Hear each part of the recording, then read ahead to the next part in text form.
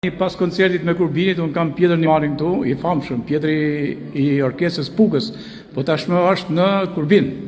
Pjetër ishte koncert shumë i bukur, mbi gjitha mu më bën përshtypje orkestra, është kaq e sintonuar, një shoqërim brillant domethënë që u bën gjithë këngëtarëve, pjesëve që këndohen e tjerë me radhë, këngëve epike dhe lirike dhe duket që është dora jote për i mjeshtri. Por ajo që mu më ka ra në sy është loja që bën në instrument Leo, Ti e ke fut në gjurmën e ushqytit, Leo? Absolutisht po. Do thonë, të bashkë në muzikant e shkëlqyer.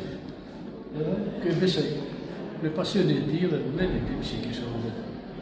Ai ishte shumë për ta mësuar për të bërë një muzikë të mirë.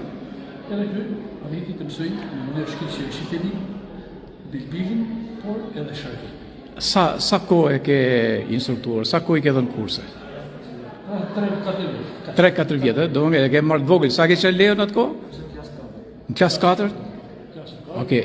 Edhe bashkë me Vjenikun. Po djali tjetër? Po, ka dy shumë bukur. Të dy bashkë. Aha. Si tëra pjesë, po kjo ne kanë mësuar për nash. Po. Me qitëli.